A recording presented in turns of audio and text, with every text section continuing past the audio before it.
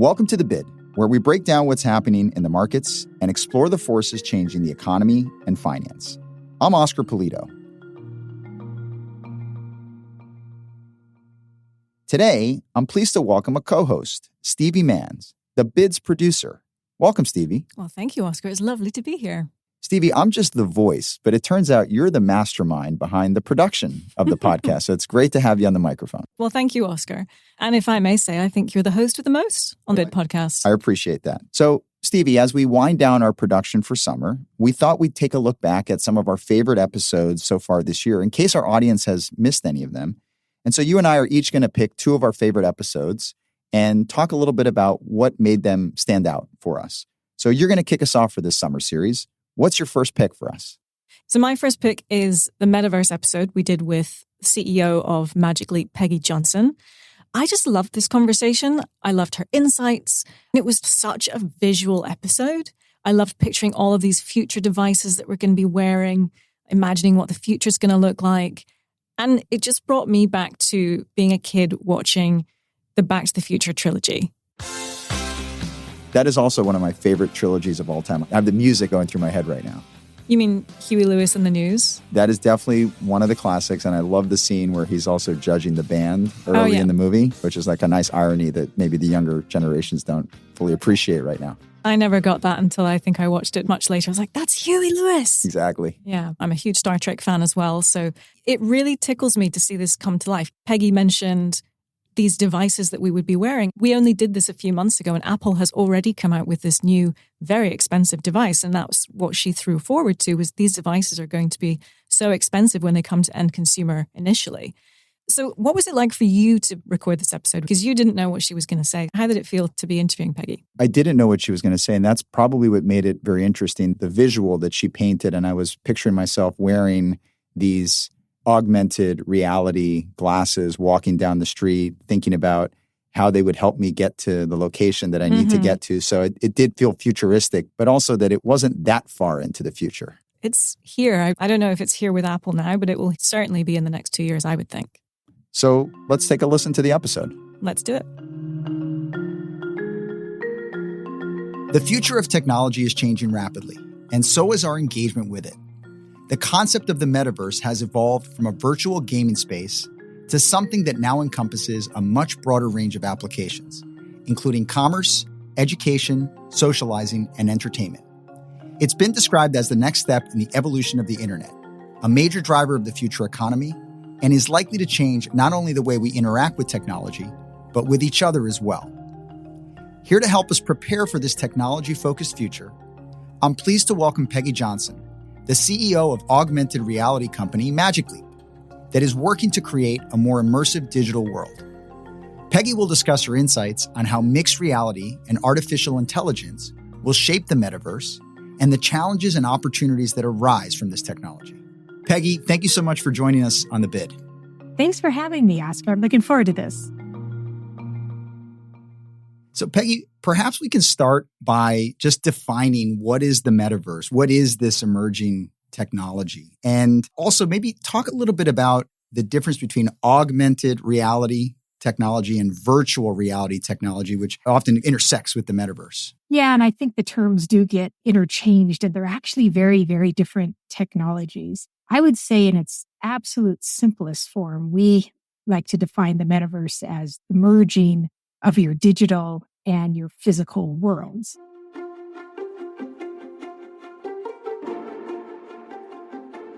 And both AR and VR can do that, but VR, or virtual reality, is when you have a device on your eyes and you're fully occluded. You can't see your physical world around you.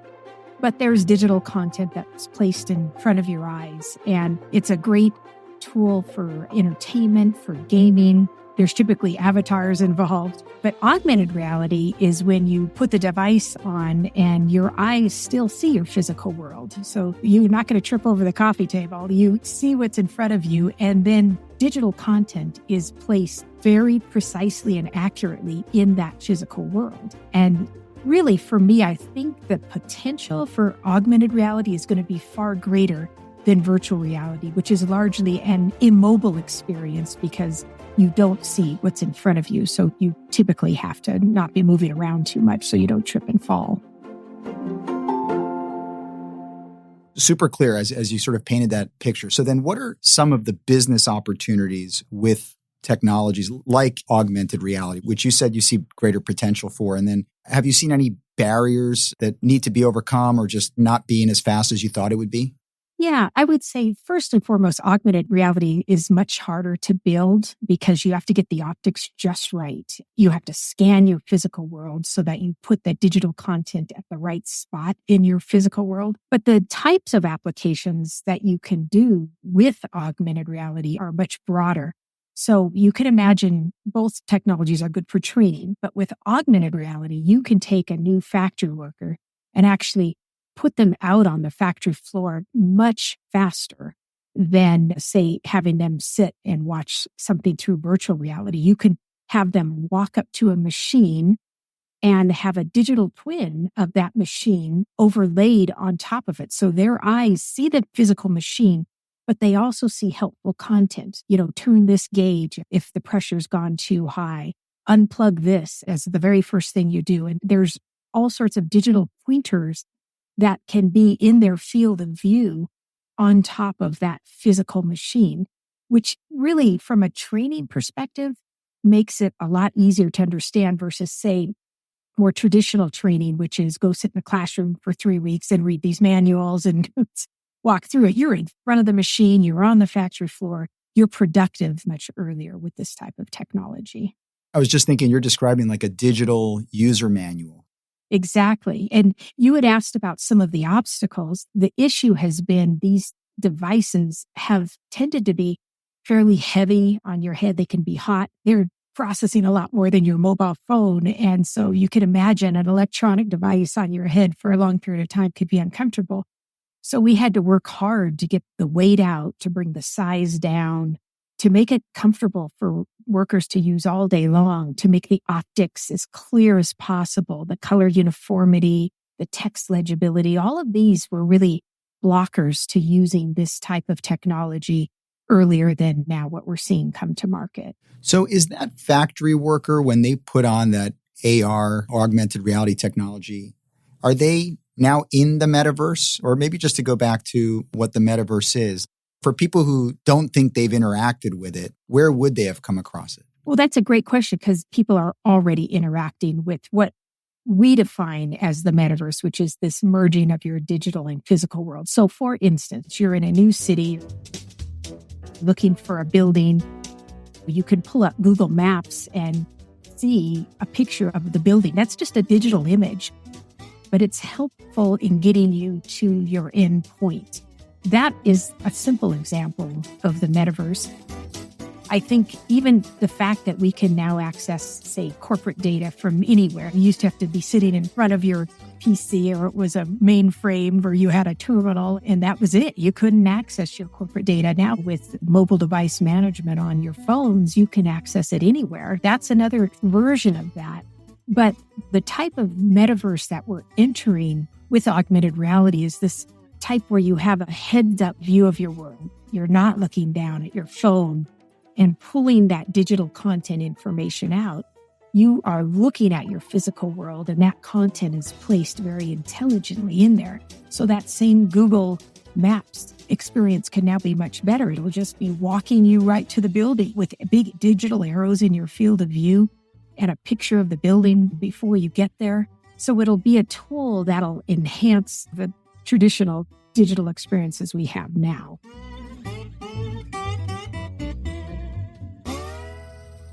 It sounds like it would be really hard to be bad at directions if you have that technology with you, at least in the future or as you interact with that technology. There should be no excuse anymore. No excuses. Right. You mentioned that one of the challenges with the technology has been the weight, the feel of it on your body. So that's perhaps one of the problems. Are there other problems with the technology that you're seeing that needs to be solved? And then perhaps on the flip side, what are some of the additional benefits that augmented reality technology affords us? So I would say some of the problems that more virtual reality struggles with is, unfortunately, a feeling of nausea. A certain percentage of the population puts on a virtual reality device. And because you lose your frame of reference, you're now looking at an image of something in front of your eyes. It can be jarring and it can give you that seasick feeling or airsick feeling. So that's a pretty tough challenge to overcome. I know folks are working on it, but we're augmented reality. We don't have that same challenge because you do see your horizon. You do see your frame of reference. And that's not a problem in augmented reality. I would say some of the areas where it's been beneficial is, for instance, we've got several use cases now with surgeons that are using it within surgery. They have the ability to look at the patient in front of them. They see everything in the surgical suite, but on the patient, you can put a digital incision line. You can have their vitals wherever it's comfortable for the surgeon to see them rather than perhaps fixed on a wall across the surgical theater. So it's going to change the way that surgery is delivered because it's a tool to make the outcomes safer, more accurate, better for the patient with that sort of information just integrated into the field of view. When you talk about these futuristic technologies, you sort of have to ask the question, what's the impact on society? What do you see that impact being? Does it change the way we interact with each other immediately, or does that shift happen more gradually over time? Early days, there's use cases in the enterprise space, for sure. Eventually, we'll circle back to consumer, but the product has to get smaller and lighter yet again. So early days, the value is in training, in 3D visualization, any sort of remote assistance. Let's say you're not the expert on something, and that could be in any field. You could call in an expert who can actually see what you're seeing with your eyes because it's all digitized. And from any device, they can see what you're seeing. I think the opportunity over time is back to that heads up view that we'll have of our world again. You look at any conference, any meeting room, everybody's looking down at their phones. We can actually have a heads up view of our world. We could be hopefully more social with this type of technology going forward than looking down at our phones and typing. It'll really change that interaction.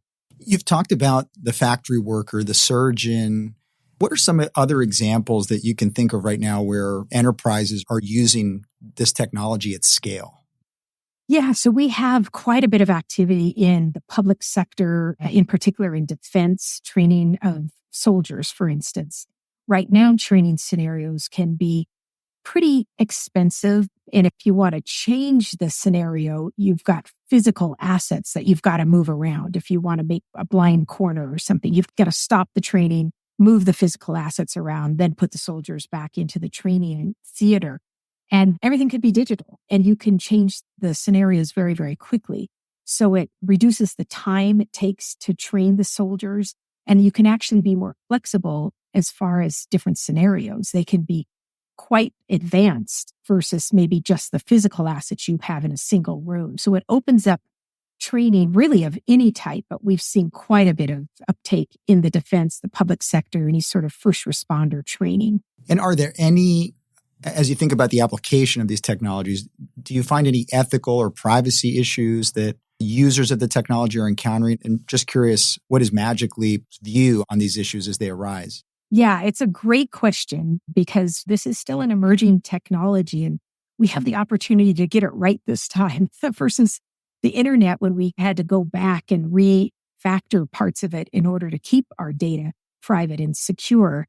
This technology, at least as far as Magic Leap is concerned, was built from the ground up to keep the data that it's gathering and that it's analyzing private on board. So we don't send anything off board unless corporation that, has purchased the device is bringing that data into their IT infrastructure. Obviously, that's something that we enable.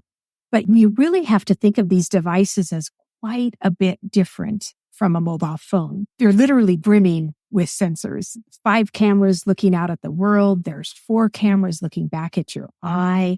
We have a whole variety of audio inputs. There's a laser pointer that can help you select things in a list. Your hands are actually an input as well. There's hand gestures that you can do to pick things. And so between all of the cameras, the projectors that are imaging your world, These are mobile phones on steroids. So the data is very personal. If you have 4 cameras looking at your eye, you can think that there's quite a bit of biometric data there that the individual is going to want to keep private and secure.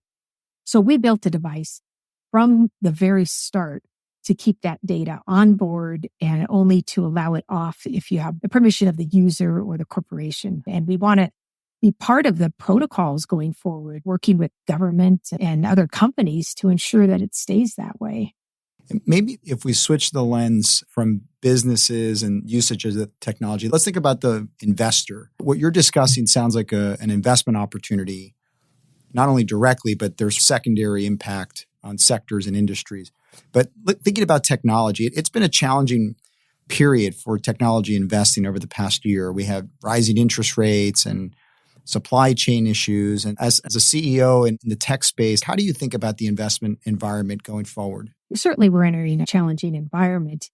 But if you can bring a technology forward that can save money, can save time, shorten the time of resolution, for instance, of a machine that's gone offline in your factory, that's all cost savings. And we're seeing that with companies. We've been working with several manufacturing companies who are training with our device, and they're able to cut their training costs by about 80% because they're getting these new factory workers out on the floor as quickly as they can versus that in classroom sort of training.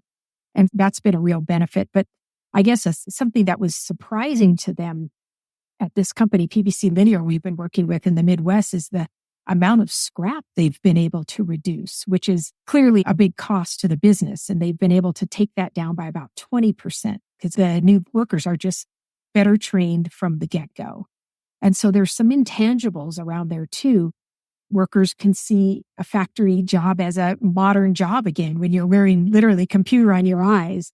And it's helping in recruiting and retaining, which has been a real problem in the manufacturing sector. And that's interesting. It sounds like I was going to ask you about the return on investment that companies are seeing from the technology. And it sounds like you gave both a quantitative and a qualitative example. You said scrap is being reduced by 20%, but then you also talked about the factory worker potentially deriving more enjoyment from the job just based on that experience. What other examples do you have of that return on investment that companies are seeing as early adopters? Well, one of the companies we're working with in the healthcare space, they're a med tech company that does heart catheterization. And how it's done now is there's an image of the live heart that they display on PC or a 2D screen in front of the surgeon. Now, the surgeon starts to insert the catheter in the heart, and they take their eyes away from the patient because they're looking over at the screen. They're watching the little camera on the catheter as it's going through the vessels of the heart. And with this device, they've taken their app and rebuilt it onto the Magic Leap device. Now the surgeon has in front of their eyes the live image of the heart, real time, and it's just a more natural way to watch that camera go through the heart because it literally appears as if the heart is in front of your eyes, and the outcomes are more accurate, they're safer, it's actually faster beginning to end than making your mind do the translation from a 2D picture of a 3D heart to just having that 3D heart in front of your eyes. So these are the sorts of metrics that are starting to accumulate, and we're just trying to stay focused on a handful of areas, the ones you've mentioned, manufacturing, public sector, healthcare, because they're ones that are already comfortable wearing things on their eyes. They've got use cases that fit with the state of the technology right now. And so we've stayed focused in those areas. But clearly over time, any sort of training in any industry is going to be better off. The ability to view things in 3D in front of your eyes.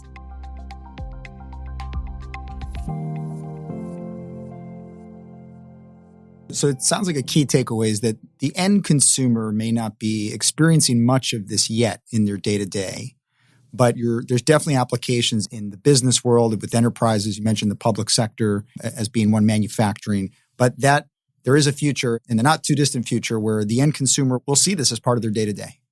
Absolutely. And we believe that future, the format needs to be glasses and not what right now looks a little bit like goggles on your eyes. Glasses are something that what many are used to wearing already. But glasses mean lightweight, long-lasting battery. There's a fashion sense as well. You don't want to look too much like a robot wearing these things. And it's why you don't see a lot of augmented reality headsets yet for the consumer, because we're not there yet with the technology. Very similar to the mobile phone when it first came out. It was big, it was heavy, it was expensive, but it served a purpose for enterprise. That was the entry point for mobile phones. So we had traveling salespeople buying them. So they didn't have to stop and find a parking spot in a phone booth and call their office. They could just call from their car. There was an ROI there. And so we're starting there with enterprise. Eventually we will circle back, and the industry will circle back to consumer AR, but it'll be a while before the silicon is integrated enough and the components are reduced enough to get a glasses format on the consumer's head. I think that mobile phone analogy is a great one. And I'm realizing you and I have been talking. I keep looking down at my notes to think about the next question. And maybe in the future, I would have just been able to look straight ahead and see my notes in front of me. Exactly. So that's where we're going. Peggy, thank you so much for all these insights. And thank you for joining us on The Bid. Thanks for having me, Oscar.